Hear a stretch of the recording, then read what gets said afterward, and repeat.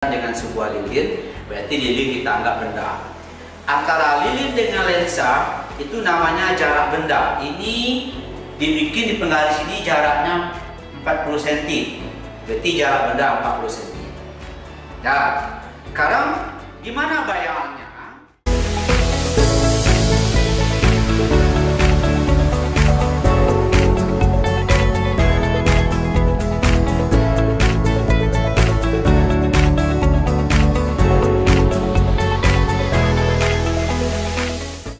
Oke teman-teman, ini adalah percobaan lensa cembung.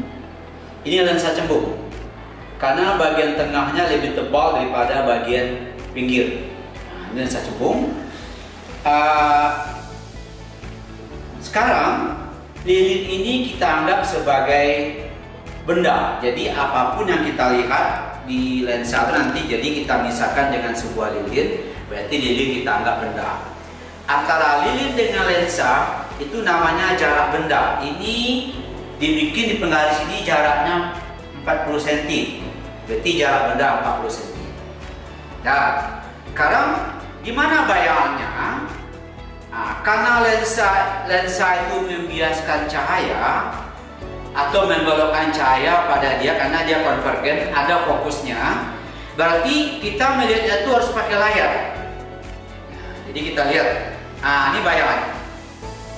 Jadi ini adalah bayangan lilin tadi. Ini namanya jarak benda karena ini adalah bayangan. Sehingga ini kita sebut dia dengan jarak bayangan. Kita sebut dia dengan jarak bayangan. Kalau kita geser lagi jarak benda, jarak bayang geser. Nah, berarti ini bayangannya. Nah, bayang semakin besar. Jadi diperpendek jarak bayangan, jarak benda, maka jarak bayangan semakin jauh dan bayang makin besar. Coba kita dekat lagi. Bayang makin besar. Nah, ini bayangannya. Yang namanya bayangan mirip sama bendanya. Jadi kalau kita melihat sesuatu itu harus mirip dengan bendanya, itu bukan bayang. Tapi kalau ini belum bayangan karena nggak mirip. Nah, jadi kita cari fokusnya yang paling tajam, yang paling besar ini. Oke ya. Nah, sekarang pertanyaannya, kita kembalikan dia ke posisi mula.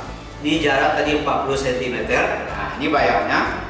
Bagaimana kalau seandainya antara lensa cembung dengan benda, saya letakkan lensa cembung satu lagi. Apakah bayangannya masih tetap di sini? A, B, bayangan akan bergeser. Kalau posisi di sini dia tidak ada bayangannya. Yang C, tidak ada bayangan sama sekali. A, B, atau C. Oke, kita buktikan apakah dari A, B, atau C. Kayak ini bayangannya. Nah, ini bayangan terjadi. Ini dia. Nah, sekarang saya letakkan.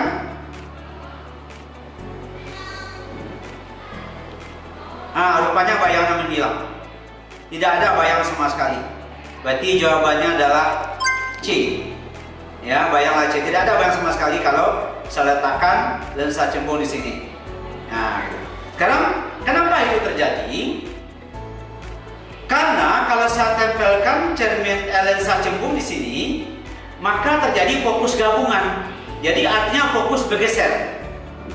Kalau fokus bergeser dengan rumus C per S tambah C per F, fokus bergeser, maka jarak bayang bergeser. Sebetulnya bayang itu ada, tapi kalau di titik itu bayang tidak ada sama sekali. Bayang tidak ada sama sekali. Nah, ini bayang tidak ada sama sekali. Ya, ini dia, tidak ada sama sekali. Jadi fokusnya itu kita pakai fokus gabungan. Nanti dalam fisika fokus gabungan itu C per F gabungan ditambah C per F1 tambah C per 2 sampai seterusnya. Nah, jadi itulah fisika asik saya yang berikut ya, tentang pergeseran lensa cembung, bayangannya dan fokus gabungan. Oke, fisika itu asik.